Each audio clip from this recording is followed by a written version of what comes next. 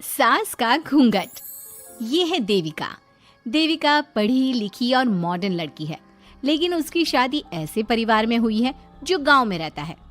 भले ही ये 21वीं सदी है, लेकिन देविका की ससुराल वालों की सोच वो तो 18वीं सदी से आगे बढ़ी ही नहीं। आइए जानते हैं क्या होगा जब शहर की पढ़ी लिखी और मॉडर्न लड़की फंस जाएगी संकीर्ण मानसिकता वाले माहौल में। सागर, ये तुम्हारे गांव में सबने इतने लंबे लंबे घूंघट क्यों कर रखे हैं? और ये सब मुझे इतना घूर घूर कर क्यों देख रहे हैं? अरे यार, तुम भी घूंघट कर लो ना, इसीलिए तो देख रहे हैं सब तुम्हें। कम ऑन सागर, मैं घूंघट नहीं कर सकती। तुम्हें पता है ना मैं कौन हूँ।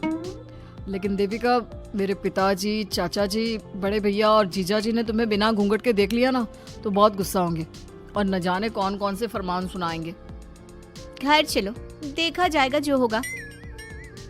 सागर देविका से कई बार कहता है कि वो घूंघट कर ले, लेकिन देविका सागर की नहीं सुनती और अपने ससुराल के दरवाजे पर पहुंच जाती है। जब देविका वहां पहुंचती है तो देखती है कि उसकी सास बिमला, चाची सास कम्मो और जेठानी सुजाता ने लंबा सा घूंघट कर रखा था, पर उनकी ननद बीना ने घूंघट नहीं किया हुआ था। लेकिन हाँ, उसने सर पर सलीकी के साथ दुपट्टा जरूर ओढ़ा हुआ था। सागर अपनी पत्नी को सबसे मिलवा रहा होता है, तभी सागर के पिता जोगिंदर बोलते हैं, सागर, तूने बहू को इस घर के तौर तरीके नहीं समझा। हमारे घर की औरतें बिना घूंघट के किसी पर आए मर्द के सामने नहीं आती और तू इसे ऐसे ही ले आया। पिताजी, मैं समझा दूंगा। वो नई नई शहर से आई है ना, इसलिए उसे पता नहीं है। सागर की बात सुनकर उसके चाचा जी महेंद्र बोलते हैं, ये बात तो तुझे गांव में कदम रखते ही अपनी बीवी को समझानी चाहिए थी। हमारा गांव में बहुत नाम है। तेरी बीवी ऐसे गांव भर में घूमेगी तो क्या इज्जत रह जाएगी हमारी। ये बोलकर जोगिंदर और महेंद्र वहां से चले जाते हैं। शाम को घर की सारी औरतें खाने की तैयारी करती है। खाना तैयार हो जाता है, लेकिन घर की कोई भी औरत खाना नहीं खाती। बहुत रात हो जाती है, तब देविका कहती है, सासू माँ, खाना बने हुए तो देर हो गई, रात भी बहुत हो गई है, हम लोग खाना क्यों नहीं खा रहे हैं? अरे बहू, ये क्या बोल रही हो? हमारे यहाँ घर की औरतें तब तक खाना नहीं खाती जब तक घर के मर्द खाना ना खा ले। लेकिन इतनी देर हो गई, आप सबको भूख नहीं लग रही क्या?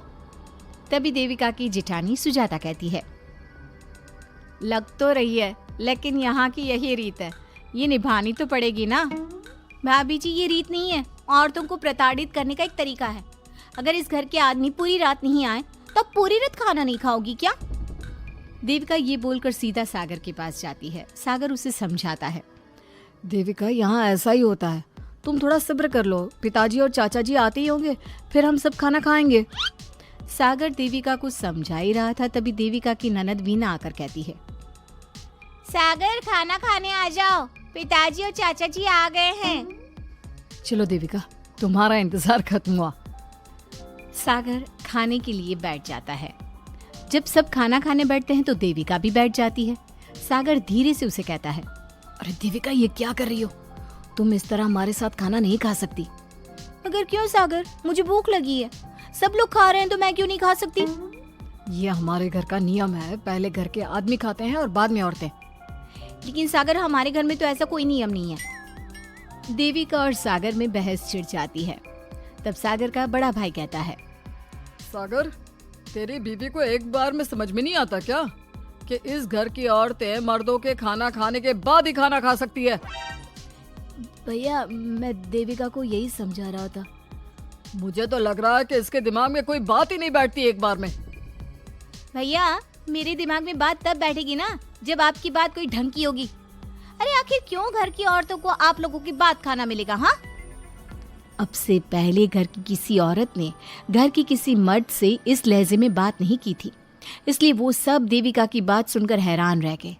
तभी सागर की जीजा और वीना के पति कल्याण जी कहते हैं, ये क्या है सागर, इस घर की दीवारों को औरतों की इतनी ऊंची आवाज सुनने की आदत नहीं है।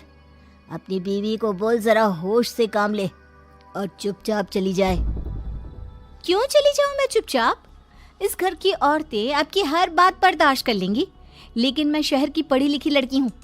आपके कोई भी फालतू के रीति रिवाज मैं नहीं बर्दाश्त करने वाली। इस तरह देविका ने सारे घर की औरतों के लिए मिसाल पैदा कर दी। जोगिंदर के घर में पहली बार किसी महिला ने विरोध का स्वर उठाया है, ये बात घर के किसी मर्द को बर्दाश्त नहीं हो रही है।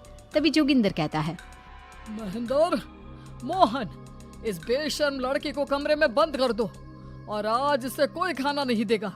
अगर किसी ने इसे खाना दिया तो मैं उसे जिंदा नहीं छोड़ूंगा। महेंद्र और मोहन उसे कमरे में बंद कर देते हैं और उसे खाना भी नहीं देते। रात के 3 बज जाते हैं। भूख की वजह से देविका को नींद भी नहीं आती। तभी उसे कुछ महसूस होता है। ऐसा लग रहा है कोई दरवाजा खोल रहा है, लेकिन इतनी रात को कौन हो सकता है? कहीं सागर तो नहीं? देविका उम्मीद भरी नजरों से दरवाजे की तरफ देखती है, लेकिन दरवाजा खोलने वाला सागर नहीं बल्कि विमला और कम्मो है। माँ जी, चाची जी, आप दोनों? बहू, ये ले, हम तेरे लिए खाना लाए हैं, खा ले। और ये बात ना तो किसी को बताना मत कि हमने तुझे खाना दिया है, नहीं तो हमारे मर्द मार मार कर हमारा बुरा हाल कर देंगे। माँ जी, आप यहाँ इतना घुट घुट कर क्यों रहती हो? देविका, अब तू भी इस घर की बहू है, तू भी हमारी तरह रहना सीख ले। इस घर के कायदे कानून अपना ले। इस घर के मर्द तो कभी बदलने वाले हैं नहीं बहू, तो तू ही बदल ले अपने आप को। माँ जी, बदलाव अच्छे के लिए हो तो हमें बदलना चाहिए। बेकार और बेतुकी की बातों का तो विरोध करना चाहिए। दोनों ने देविका को समझाने की कोशिश की, लेकिन देविका ने उल्टा उन्हें ही समझा दिया। इसी तरह एक दिन देविका किसी बात पर जोर जोर से हंस रही थी। तभी देविका की सास विमला ने उसे टोकते हुए कहा, अरे बहू, तू इतनी जोर जोर से क्यों हंस रही है? हमारे घर की औरत इतनी जोर जोर से नहीं हंसती। विमला अपनी बहू को समझा रही थी कि तभी महेंद्र बोलता है, अरे कम्मो, कौन है ये औरत जो बेशर्मों की तरह जोर जोर से हंस रही है? तभी कम्मो और देविका बाहर आ जाती हैं। जी जी जी, वो मैं हंस रही थी चाचा जी, अब आप लोग हंसने पर भी पाबंदी लगाओगे क्या? तुम जैसी बदतमीज लड़कियों से मैं बात नहीं करना चाहता, लेकिन कान खोलकर सुन लो, इस घर की औरतें इतना जोर जोर से नहीं हंसती। और हाँ, तुम्हें पहले ही बता चुके हैं कि इस घर की दीवारों को औरतों की तेज आवाज सुनने की आदत नहीं है। इस घर की दीवारों को आदमियों की ऊंची आवाज सुनने की आदत है, लेकिन औरतों की नहीं। चाचा जी, आपके घर की दीवारें तो बहुत दोगली है। हर पाबंदी औरतों के लिए क्यों चाचा जी? औरतें ये नहीं कर सकती, औरतें वो नहीं कर सकती। औरतें सांस ले सकती है या उस पर भी पाबंदी है? चुप हो जाना बहू, मत बोल और घूंघट कर ले। ये तेरे चाचा ससुर है, थोड़ा तो लिहाज कर। कम्मो के समझाने पर भी देविका चुप नहीं होती। वो महेंद्र से ऐसे ऐसे सवाल पूछती है जिनका जवाब उसके पास होता ही नहीं। महेंद्र गुस्से से सागर को आवाज देता है। महेंद्र की आवाज सुनकर घर के सभी आदमी बाहर आ जाते हैं। जी जी चाचा जी, आपने बुलाया? अपनी मुंह जोर बीवी को यहाँ से ले जाने तो कुछ अनर्थ हो जाएगा। क्या हुआ चाचा जी? तेरी बीवी जिस तरह से मुझसे बात कर रही है, छोटे बड़े की तमीज नहीं है इसे। कम से कम 7 दिन तक ये कमरे से बाहर नहीं निकलनी चाहिए। अगर इसे मैंने कमरे से बाहर देख लिया तो किसी की खैर नहीं, समझे? पर मैंने कुछ गलत नहीं बोला। सागर, जो सच है मैंने वही कहा है। देविका, चलो मेरे साथ। लेकिन सागर, मेरी बात तो सुनो। सागर देविका को वहां से ले जाता है। इसी तरह से कई दिन बीत गए। अब देविका अपने ससुराल में हर गलत बात का विरोध करने लगी, लेकिन जितना ज्यादा वो विरोध करती, उसके ससुराल वाले उस पर उतना ही ज्यादा अत्याचार करते। अब देखना यह है कि देविका अपने ससुराल वालों के अत्याचार को यूं ही सहती रहेगी। क्या उसके ससुराल में घूंघट में औरतों का दम इसी तरह घुटता रहेगा? अगर आप इन सवालों के जवाब जानना चाहते हैं ना, तो हमें कमेंट करके ज़रूर बताइएगा। और हमारी स्टोरी को लाइक, शेयर और चैनल को सब्सक्राइब करना ना भूलें।